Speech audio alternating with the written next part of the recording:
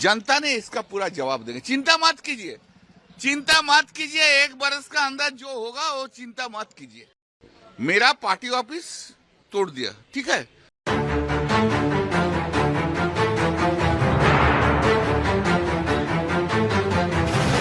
नमस्कार, मैं हूं आपका दोस्त आलोक कुमार। अभिवादन स्वीकार कीजिए मेरा। क्या पश्चिम बंगाल के पूर्व मुख्यमंत्री राजनीति में हार के बाद घायल टीएमसी के अध्यक्ष ममता बनर्जी दिल्ली में आकर डेरा जमाने वाली है? जो नई रणनीति देखेंगे आप, नई खबर को देखेंगे, गौर करेंगे तो आपको पता लगेगा कि ममता बनर्जी एक बार फिर से उठ खड़ी होने को तैयार हो रही हैं। कहते हैं हार नहीं मानूंगा, रार नया ठानूंगा, काल के कपाल पे नया गीत लिखता हूं।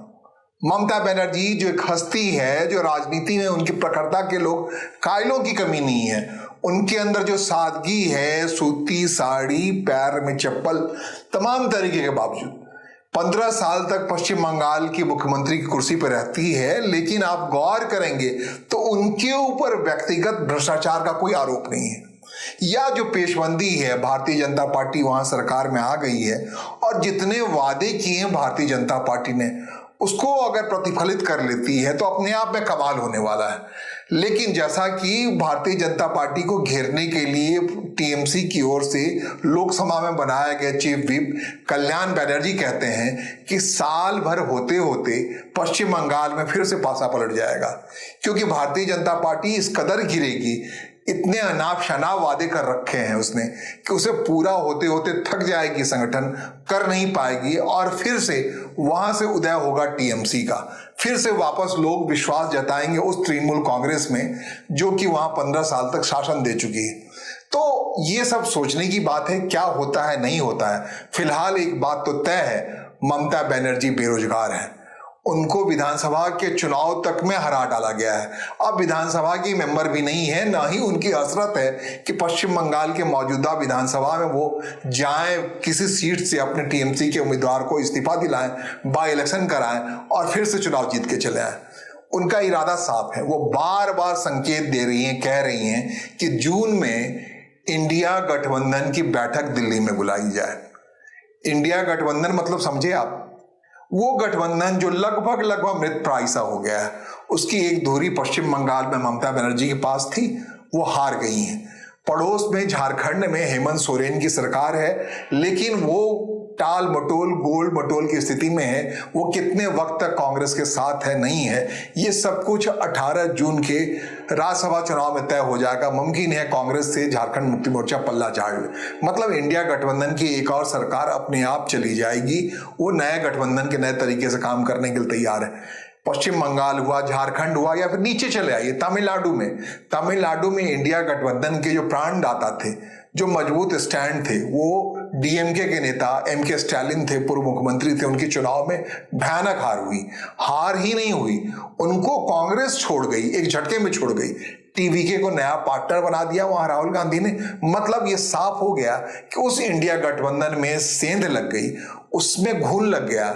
जो इंडिया गठबंधन केंद्र की राजनीति में एनडीए यानी भारतीय जनता पार्टी को घेरने के लिए बनी थी। इसकी बनावट तो 2023 में शुरू हुई थी, जब उसको तोड़ करके चले गए थे वापस नीतीश कुमार, लौट गए थे एनडीए के फोल्ड में, तब से ही। लेकिन फिर भी विपक्ष है तो विपक्षी राजनीति होती रहेगी। इंडिया गठबंधन नाम का संगठन चलता रहा था। तो कुल मिलाकर आप तमिलनाडु में चला गया, फिर केरलम में एक शानदार तरीके से वापसी हुई वहां कांग्रेस पार्टी की। वो इंडिया गठबंधन की पार्टनर जो सीपीएम थी वहां सरकार में, उसको कांग्रेस पार्टी सरकार में आई। फिर कर्नाटक में वहां सत्ता परिवर्तन की बात हो रही है, वहां सिद्धारमैया को बुला लिया गया है, शिव कुमार को बुला लिया गया है। कांग्रेस पार्टी के अंदरूनी खींचतान में वहां मुख्यमंत्री के बदलाव की बात हो रही। लेकिन दक्षिण का मामला, फिर आप आइए पूर्व में, जैसा कि आपको हम कहा, इस बार बड़ी उम्मीद थी इंडिया गठबंधन की ओर से या फिर तमाम लोगों की ओर से कि असम में सरकार आ जाएगी कांग्रेस पार्टी की। लेकिन असम में सरकार कैसे आती, इंडिया गठबंधन का कोई ऐसा मेल जोल नहीं था। टीएमसी असम में जाकर के कांग्रेस पार्टी की मदद में खड़ी नहीं थी। सबसे भयानक तो कर रखा था जेएमएम ने, उसने कांग्रेस पार्टी के खिलाफ जाकर 27 सीटों पहली बार असम में जाकर अपने भाग्य को आजमाया। वहां के आदिवासी वोटरों को इस कदर मोहा कि भारतीय जनता पार्टी की जीत सुनिश्चित हो गई। तो पूरे देश भर में जो माहौल है विपक्षी धुरी में विपक्षी नेताओं का, महाराष्ट्र की दुर्गति तो आप जानते ही हैं, वहां एनसीपी जो शरद पवार, जो बुजुर्ग शरद पवार की पार्टी है, वो अपने आप में तय नहीं कर पा रही, उनके पास बेटी के पास रहेगी, उनकी बहू के पास रहेगी, सुनेत्रा पवार के पास रहेगी या सुप्रिया सुले के पास रहेगी। लेकिन एक वैक्यूम है वहां पर। वैक्यूम इसलिए है कि उद्धव ठाकरे जो इंडिया गठबंधन के पार्ट हो गए हैं, वहां अपने हिसाब से वो भी स्पेस ढूंढ रहे हैं कि कांग्रेस पार्टी से उनकी बात बन नहीं रही, उस अंदाज से राहुल गांधी से बात नहीं बन रही है।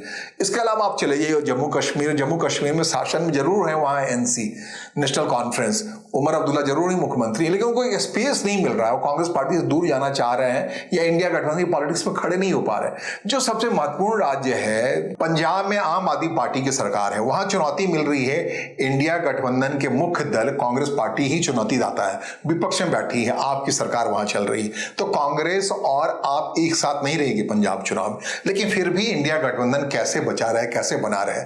क्या इंडिया गठबंधन ये धुरी में अपने हिसाब से बहुत पहले तक एनडीए के पार्टनर थी शिरोमणि अकाली दल, वो अब वेगा बाउंड हो गई, खाली हुई पड़ी है। आम आदमी पार्टी और कांग्रेस का लड़ाई है, तो वहां एक स्पेस बन रहा है। क्या इंडिया गठबंधन सक्रिय हो सकती है, विपक्षी एकता अपने हिसाब से खड़ी हो सकती है। जिस ढंग से आम आदमी पार्टी को भारतीय जनता पार्टी ने डेंट किया है, उसके 7 राज्यसभा सांसदों को तोड़कर अपने पास ले गई है, तो उस स्थिति में आम आदमी पार्टी भी चाहेगी कि विपक्षी गठबंधन कुछ हो, कांग्रेस के साथ उनका सीधी लड़ाई न हो, ताकि जाकर उनकी सरकार बनाने की स्थिति पैदा हो, या ऐसी स्थिति बने शिरोमणि अकाली दल ही आ जाए इंडिया गठबंधन में। तो वहां एक स्पेस है, प्रॉपर स्पेस है।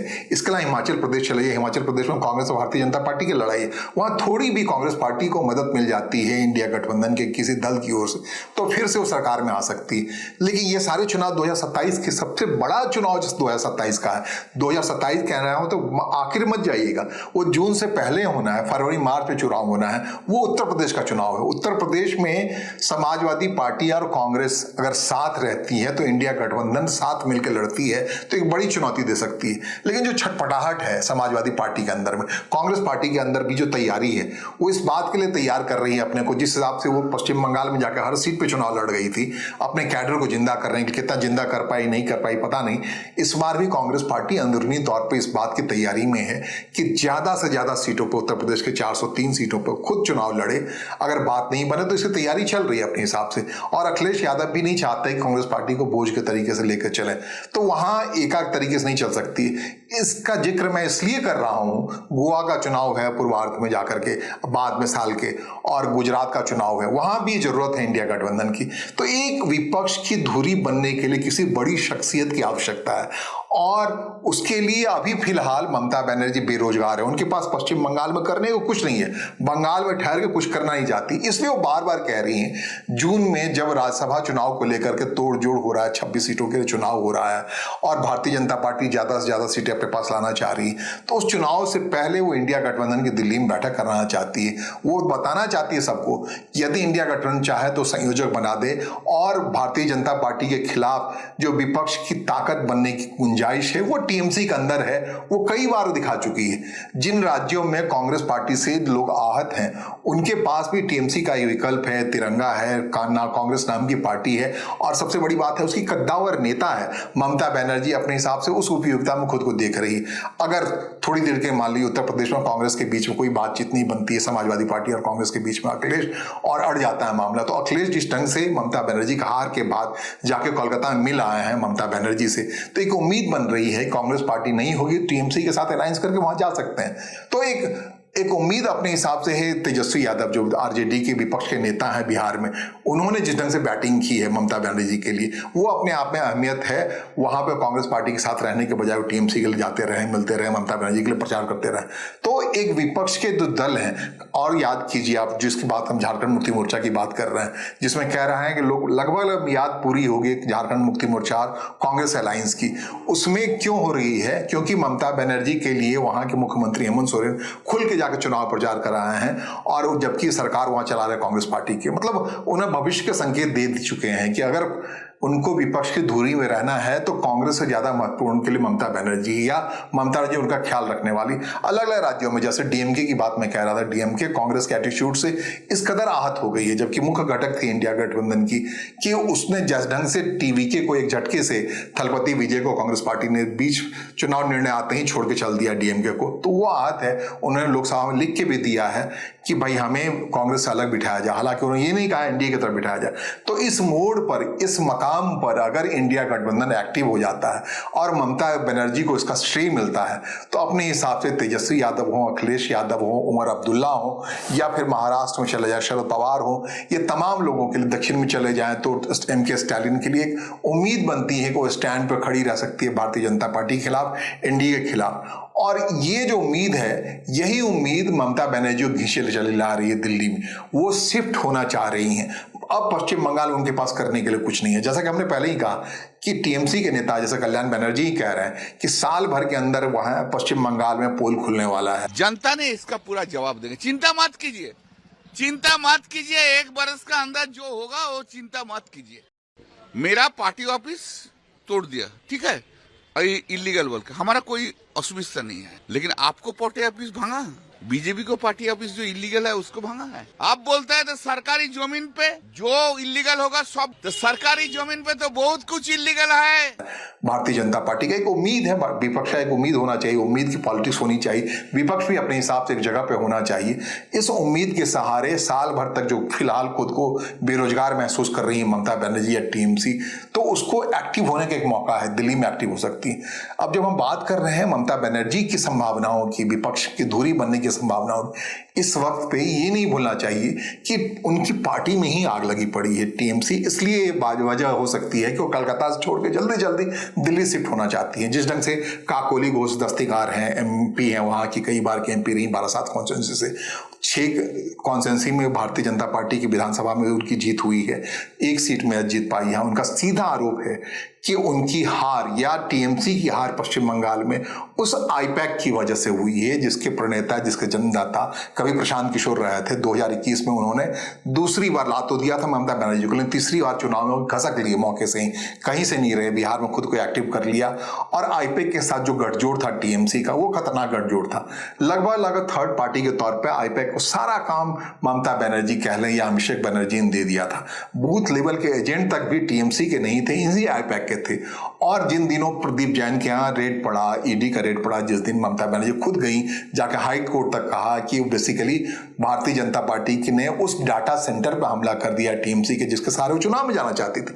हर कैंडिडेट का विवरण था, हर block level, booth level agents का जिक्र था, कौन कहां डिप्यूट होगा। ये सब कुछ जो आक्रमण था, उस आक्रमण का नतीजा जानते क्या हुआ? धीरे धीरे आईपैक के जो अध्यक्ष थे, जो प्रीमियर थे प्रतीक जैन, इतने डेल्ट हो गए कि उन्होंने ऐन मौके पर मतदान के समय टीएमसी को इस कदर झटका दिया। आपको याद होगा अखबारों में खबर आई थी, सब कुछ ही बड़ी खबर के तौर पर आई थी। मतदान से 5 दिन पहले आईपैक ने यह फैसला कर लिया कि उसके तमाम कर्मचारी 3 हफ्ते की लंबी छुट्टी पे चले जाएंगे।